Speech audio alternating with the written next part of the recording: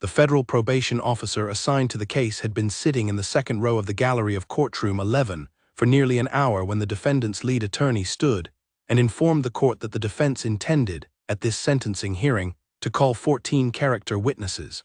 The probation officer's name was Inez Salgado. She had been a federal probation officer for 26 years. She had written the presentence report on the man at the defense table, a 53-year-old former regional mortgage executive named Carter Mail who had, over the 4 years of his scheme, helped originate and resell to investors more than $900 million of fraudulent mortgages that the executive had known, when he originated them, were not what the paperwork said they were. 604 of those mortgages had ended in foreclosure. 604 families had, by the time the FBI had walked into the office on Lakeshore that Thursday morning 2.5 years before, lost the houses the falsified loans had been sold to them as. Inez Salgado had spent 18 months on the presentence report. She had personally interviewed, by phone or in person, 241 of the 604 families. She had read the 87 letters of victim impact that had been formally submitted to the court, 1 letter for every 7 of the affected families, give or take, written by the family member who had been able to bring themselves to write it. She had attached the 87 letters as Appendix 3 of the presentence report. The appendix ran, in printed form, to 412 pages. She had numbered each letter. The lead defense attorney was a man named Theodore Burnham. He was 61. He had practiced white-collar defense for 34 years. He had over those years become very good at one particular thing, the late-stage character witness sentencing parade. He had perfected it. He had used it, by Inez Salgado's careful count, in at least 16 prior federal sentencings, and in at least 11 of those 16 he had succeeded in moving the sentencing court below the guideline range. He was, this Wednesday afternoon, fully prepared to do it again. The judge was Judge Theodora Aronowitz. She was 64. She had been on the federal bench for 15 years.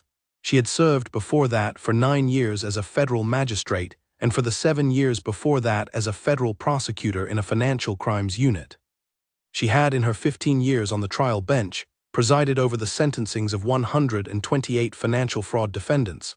She kept, in a drawer of her chambers desk, a small leather-bound notebook in which she logged, in her own hand, the date of every sentencing and the names of the families who had submitted victim impact letters in each.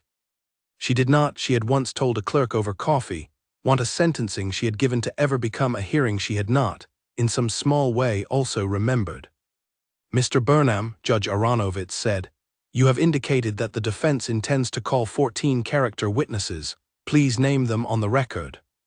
Burnham stood, he read the names. They were a careful list. A respected pastor of a large suburban congregation, the dean of a regional business school, a former state legislator who had retired from politics 6 years before, the CEO of a mid-sized philanthropic foundation, a longtime Little League coach, 2 longtime neighbors, the headmaster of a private school the defendant's 2 children had attended, the defendant's older sister, the defendant's college roommate, now a senior partner at a regional accounting firm, a retired federal judge from another district, the defendant's primary care physician.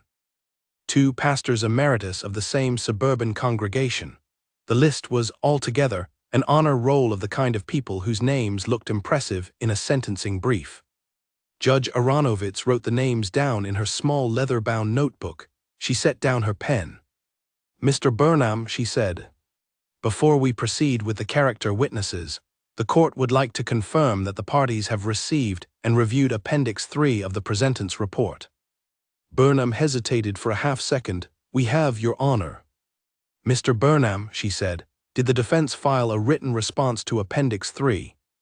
We did not, Your Honor. The presentence report was, in our submission, sufficiently addressed by our written sentencing memorandum. Appendix 3 was, of course, a moving record of impact, and we have no quarrel with its inclusion. Mr. Burnham, she said, how many of the letters in Appendix 3 did you read? There was a pause. All of them, Your Honor, Burnham said. Mr. Burnham, she said, let me be more precise. Appendix 3 contains 87 letters. How many of the 87 did you personally, individually read? Burnham was a careful enough lawyer not to compound a problem. He said, I read summaries of all of them, Your Honor. I read in full the 17 letters our team flagged as the most likely to be quoted by the government. Judge Aronowitz nodded. She did not look upset. She did not look surprised. She looked, Inez Salgado would say later, like a woman who had asked the question because she had wanted the answer on the record, and now the answer was on the record. "Mr. Burnham," she said, "the court will permit each of your 14 character witnesses to testify. The court will give each of them the dignity of the witness chair and the full attention of this bench. Before we begin, however, the court intends on its own motion to enter into the record in its entirety every letter of Appendix 3. The clerk will read each letter aloud in chronological order of submission. The court will not interrupt. The government will not interrupt. The defense will not interrupt. We will sit for as long as it takes." Burnham opened his mouth, he closed it. The lead prosecutor, a soft-spoken assistant United States attorney named Jae-yoon Park, stood. "The government has no objection, Your Honor." "Madam Clerk," Judge Aronowitz said, "please begin with letter number 1. The clerk of court was a calm, methodical woman named Helena, who had been on the bench's docket for 11 years. She had not in any of those 11 years ever been asked to read victim impact in this way. She did not, when asked, hesitate. She lifted the binder Inez Salgado had assembled. She turned to the first divider. She began to read. Letter number 1 was from a woman who had bought her first house with her late husband in 1998 and had refinanced, on the broker's careful advice, in 2021. She had lost the house in 2023. She had moved with her 2 grown children into a basement apartment in her sister's house in a town 2 hours away. She had given away the kitchen table her husband had built her in their 2nd year of marriage because the basement was too small to fit it. She had asked the court only that the man whose paperwork had sold her the loan be required, on the record, to know that the kitchen table had been given away. The clerk read the letter aloud, evenly, in the careful voice of a person who had been entrusted with a thing she had been asked to deliver intact. She did not editorialize, she did not hurry. The letter ran 273 words. It took, when read at a steady, careful pace, 3 minutes and 11 seconds. The clerk read letter number 2. It was from a retired auto body mechanic who had owned his small 1-story house in a working-class suburb for 41 years. He had refinanced in 2022 on the broker's careful recommendation. He had lost the house in 2024. He had moved into a small efficiency over the auto body shop where he had in retirement been working part-time. He wrote that he did not, by his own assessment, need much. He wrote that what he needed was for the court to know that the house had been the house where his late wife had grown the small garden she had planted every spring of the 38 years she had lived in it. He wrote that the new owners had, on the deed sale, plowed the garden over and put in a small concrete pad for a recreational vehicle. He wrote that he did not blame the new owners. He blamed by name the loan. He blamed by name the originator of the loan. He had not in his life named anyone publicly before. He named at the end of his letter the defendant. The clerk read letter number 3. It was from a single mother of 3. The youngest child had been born in the house. The mother had refinanced in 2021. She had lost the house in 2022. She had been the first of the 604. She had not in the 3 years since found another home. She wrote of the box of small things she had managed to take with her in the U-Haul. She wrote of the cabinet door her oldest son had measured himself against every birthday from the ages of 3 to 12. She wrote that the cabinet door, when the new bank had taken the keys, had been left in place. She wrote that the door was somewhere in the world but no longer somewhere she could go. She wrote that the defendant's wife had submitted a letter to this court she had heard, describing the defendant as a devoted family man. She wrote that she did not herself doubt that the defendant was a devoted family man. She wrote that she had been one too. The clerk read letter number 4. She read letter number 5. She read letter number 6. By letter number 12, Carter Mayle had begun to cry. By letter number 20, he had stopped trying to hide it. By letter number 31, his lead attorney Burnham had placed a hand very quietly on his shoulder. By letter number 43, the suburban pastor in the front row of the defense gallery had moved, very deliberately, to a seat further back. By letter number 52, the retired federal judge from the other district had risen, walked to the back of the courtroom and stood very still by the doors. He did not leave. He stood for the rest of the hearing. By letter number 68, a letter from a Korean War widow whose son had taken her into his house, and who had, after the loss of that house, taken her into a small 1-room apartment in a senior building 3 states away. Carter Mayle had stopped crying because he had moved past tears into the slow, careful stillness of a man who has finally, after 18 months of counsel-managed messaging, understood what he had done. Helena the clerk read every letter. Each letter was for the family the letter was from. None of the letters demanded a single year of additional sentence. None of the letters demanded a single dollar of additional restitution. The letters demanded in their plain, careful prose that the man at the defense table know, that the court know, that the record know, that the names of the cabinet doors and the kitchen tables and the small spring gardens were at last in the place where the loans had been written. The reading of Appendix 3 took, all told, 4 hours and 41 minutes. The court did not recess. The government did not interrupt. The defense did not interrupt. The 14-character witnesses, sitting in the small witness room down the corridor where the bailiff had escorted them, sat through 4 hours and 41 minutes of silence in which none of them had been called. 2 of them by hour 3 had asked the bailiff very quietly whether they might be permitted to come into the courtroom and listen. The bailiff had, on Judge Aronowitz's express instruction, allowed them. The dean of the regional business school and the long-time Little League coach had come in and sat, at the back, near the retired federal judge from the other district. The 2 of them had not, by the end, moved either. At 7:13 in the evening, Helena the clerk closed the last letter. She set the binder very gently on the small table beside her stenograph. The courtroom held very still. Judge Aronowitz lifted her glasses. She looked at Carter Mayle. She did not look long. She turned to her own page. "Mr. Burnham," she said, "you may call your character witnesses." Burnham rose. He looked for a long second at his client. He looked for another long second at the binder Helena had set down. He turned and looked at the small witness room at the back of the corridor. "Your Honor," he said, "the defense will rest on the written submissions in the sentencing memorandum and the character letters attached as Appendix 2. The defense will not call the 14 witnesses." Judge Aronowitz nodded once. "Very well, Mr. Burnham. The court appreciates the defense's submission. Mr. Mayle, do you wish to be heard?" Carter Mayle stood.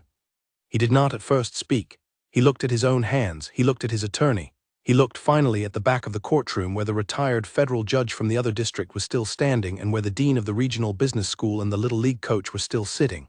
He said very evenly, "Your Honor, I do not have a statement. I had a statement. The statement I had is not, I have come to understand in the last 4.5 hours what this court needs from me. I would like the record to reflect that I have heard the 87 letters in full. I would like the record to reflect that I will, in whatever institution I serve my sentence in, write a personal letter of apology to each of the 604 families whose loans I originated. I would like the record to reflect that I will pay, on whatever schedule the receiver and this court order, every dollar of restitution. I would like the record to reflect that I will not, on release, return to this industry. I would like the record to reflect that I am sorry. I do not, Your Honor, expect that to matter to the families. I would only like the record to say so." He sat. Judge Aronowitz did not respond at once. She let the words sit. Then she lifted her pen. "On the record before the court," she said, "Mr. Carter Mayle pled guilty to 12 counts of mail and wire fraud in connection with the systematic origination and resale of fraudulent mortgages over a 4-year period to investors and to the families who eventually lost the houses. The federal sentencing guidelines, considering the loss amount and the number of identified victims, calculate a recommended range of 210 to 240 months.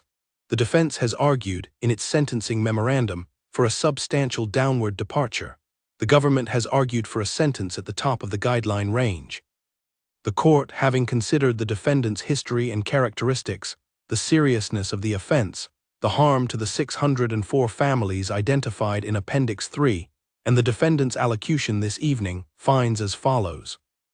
The court sentences the defendant to a term of imprisonment of 240 months.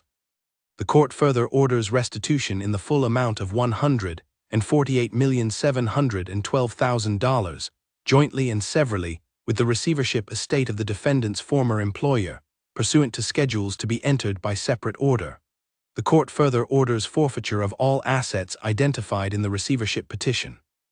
The court further enters, pursuant to its inherent equitable authority, a permanent injunction barring the defendant, upon release, from any officer, director, registered agent, or license broker position in any institution engaged in mortgage origination, servicing, securitization, or insurance.